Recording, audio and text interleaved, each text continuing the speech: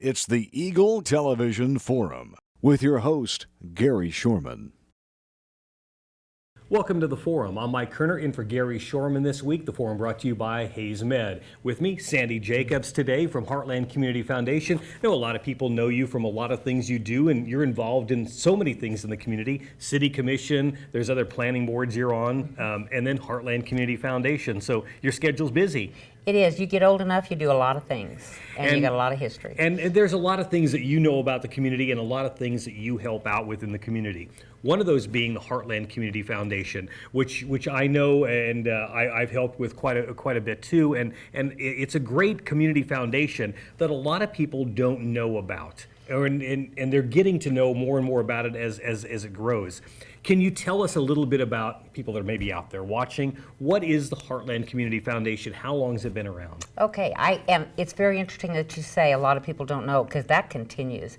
Heartland Foundation was started in 2007, and as you know, you served on the board, which we appreciated for many years. But it was created to bring donors and our community needs together.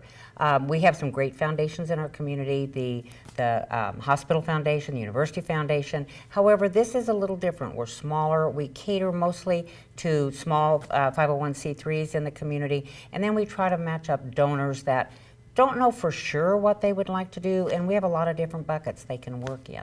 Now, a lot of people also don't realize Heartland Community Foundation is not just Hayes-centric. That's right. It reaches out in many more communities. We actually serve Ellis County, Trigo County, and Rooks County, and they're all three very dynamic, and they work very, very hard with the foundation and have opportunities to grow their own funds specifically for their communities. Well, let's talk about Heartland Community Foundation in a little bit more detail. For people that don't know, what is a foundation? What does this foundation help do for the communities that they serve? It's a way to endow funds for the future, for now and the future.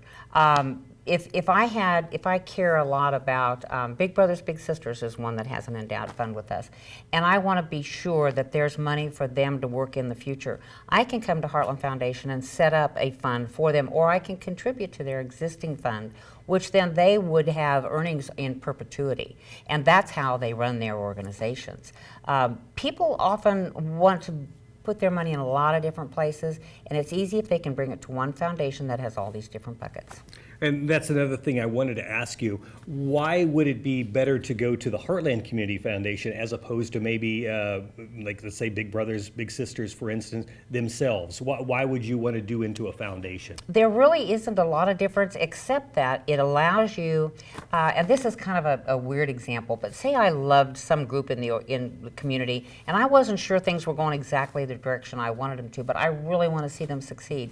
So I'm going to put that money away in a foundation, in an endowed fund, for them to take the earnings and see how things go for the future, rather than just handing it over. Now that's kind of a difficult scenario, because you can certainly go straight to, but the organizations themselves set up those endowed funds with us to give donors from all over the place the opportunity to give to them through that foundation, rather than directly. And those can grow, and when they grow, the returns grow too. Absolutely. Plus, if somebody's out there, and I'm just throwing this in here, they can also create a fund if they want through the Heartland Community Foundation. Absolutely, and we can have designated funds. We have a whole list of different kinds of funds, and I can talk to anybody that would like to talk about it at any time.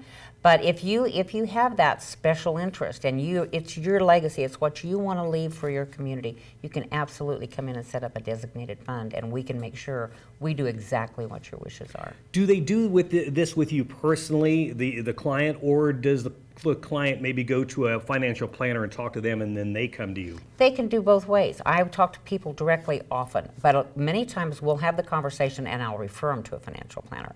They maybe want to do some additional estate planning. I talk to financial planners all over the community about what we can do for their clients, because often they have people come to them setting up their estates and they don't know what they want to do. Well, I don't want to catch you off guard with this question, but the next question is, I'm sure you personally have a story that you've heard that's just a heartwarming story about something with the Heartland Community Foundation, some kind of result that's come from that. Well, the one that is I tell so often, and I get teary every time I tell it, so I'll try to be good here.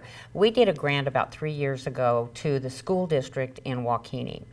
Dr. Seth Castle from the university, who now serves on our board, actually wrote the grant for an AED. I always want to say IED, and that's not That's right. not. It's an AED, and he wanted to get it in the schools. He wrote the grant. We were able to award his grant. He got the AED, and within 30 days after that, a child's heart stopped on the playground, and they had the AED, and they were able to save his life. And when EMTs came, said had they not had it, he probably wouldn't be here today. So it's a fantastic story. It that really you've is. heard. It's wonderful. Well, we want to talk about some of the grants and some of the money and some of the partnerships that Heartland Community Foundation has, and we'll talk about that with you in the second half of the show. Sandy Jacobs with the Heartland Community Foundation is our guest today. It's brought to you by Hayes Med. We'll be back with more in just a moment. An INSP original series. Why would these three men want to live their lives by a cowboy code? What we do best is cowboy. Tradition, dedication. But one reason is bigger than the rest. Family. That's what life's all about. It's a show you don't want to miss. The Cowboy Way. Sundays at 10 p.m. Eastern. Only on INSP.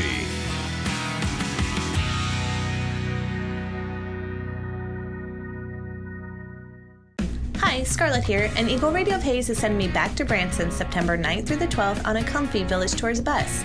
See the fall foliage, hit the casino, and catch a roll at Lambert's Cafe. We are scheduled to see these great shows: Samson, The Hay Goods, The Acrobats of Shanghai, Clay Cooper's Music Show, The Branson Bell Cruise and Lunch Show. Singles, couples, join me September 9th through the 12th. All this for only $798. Call me at 301-2211 to reserve your seat now.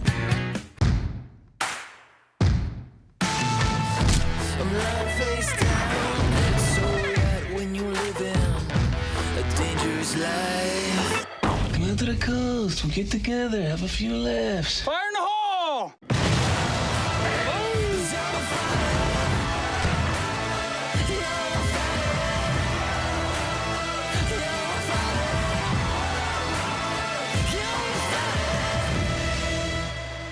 Welcome back to the forum. I'm Mike Kerner, in for Gary Shorman this week. By the way, if you've got any show ideas, Gary would love to hear from you. That's gary.shorman@eaglecom.net. Sandy Jacobs from the Heartland Community Foundation, our guest today. Sandy, we talked about the Heartland Community Foundation in the first part of the show and partnerships. And boy, if it wouldn't be for the Hansen Foundation, a lot of things would be different. It would be significantly different. We are really proud that we've grown our foundation about $1 million in the last about 2 years. So we're at 3.6 million almost. Well, that's not a lot when it comes to taking a percentage of that to give into the communities. Fortunately, the Hansen Foundation, Dane G. Hansen Foundation, is so generous, and they think a lot of the Heartland Community Foundation, thereby giving us the opportunity to have pass-through funds directly for grants. They give us an opportunity twice a year, $50,000, both times in each community. So that's $300,000 that they give us each year in pass-through money to give out in our communities. On top of that, they do another initiative, and it's kind of what they call a match initiative. And we have the opportunity in each of our counties to raise $50,000, and if we do, they will match it. So each county has the opportunity at $150,000 every year from the Hansen Foundation. And I say every year, but 2 years ago it wasn't like that. We didn't know what would happen from one year to the next. We could just hope and pray. But then the Hansen Foundation said, we understand, you need to be able to plan. But what we'd like you to do is we want you to engage your community and start thinking strategically. Thus, our event called Strategic Doing. And this is an annual event. It is. It started in 2000, well, it will be annual. It's kind of a year and a half now. It started in 2017, and we brought, I'll just speak to Ellis County specifically for a minute. We began talking about this in our community and getting people together, starting to talk about the future of our community, what kind of wants and needs and legacies people thought about. We had 172 people show up in the Eagle Communications Room at the Robbins Center, and spent 3 hours talking about what this community needs. And if anybody is familiar with that room, we had all 4 walls in that room covered with sticky notes that were about this big, all over with different ideas. We're able then to compile those ideas, bring groups together, and we've actually had some groups that have done some pretty amazing things. Like I say, each county does this as well. And we don't always rely on the Hanson Foundation for funds for whatever they're doing. Certainly they can apply, but we also help them find other resources of funding. And if I could share one story about Trigo County, a lovely group of people got together and they really wanted a walking trail over there, and they'd never really had one. So we got them together, we got all these groups together. This group went off on its own and started building their plan, and I didn't hear anything about them for a while. And all of a sudden I asked Hardy Howard, who is on our board from over there, he's the city manager. I said, Hardy, what's going on with that group? And he said, Sandy, you won't believe it. He said, we found an $80,000 grant that works for something exactly like this, and we just found out last week we got it. So they have that wonderful project. We're getting ready. What we want to do is restart this all again. There's a project, I brought a little list of the kind of projects that came out of Hayes, but one of the big ones was called How Can We Become a More Welcoming and Inclusive Community? And out of that came a group called the Neighbor Project. And what they are doing, they're just restarting themselves even before our event, but they are bringing new people into the community together, all ethnicities. They want to bring people together to understand each other and communicate and to gather. And it's a wonderful, wonderful group. So I think what I want people to know is kind of save the date.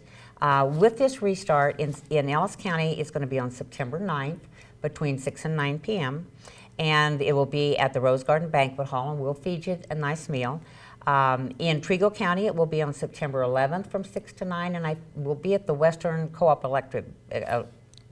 Electric Cooperative Building.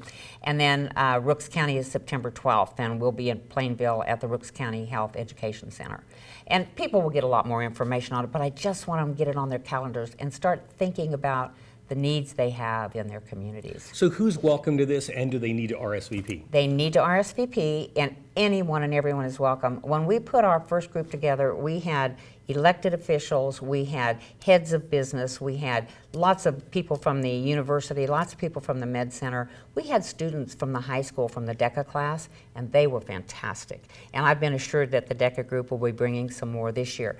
They RSVP to heartland@gscf.org, and we'll get you down for any of the 3 counties, whichever county. You can send it to that address, or you can actually call me, Sandy Jacobs, and my number is 785-621-4090. Or they can call you at the Heartland Community Foundation. That's They it. can look it up that way as Yep. well. So these events are all coming up, and is there a place where they can find out about these? I guess press releases will come out Press about this. releases are actually, there's a lot of social media out, as we're all very connected to that.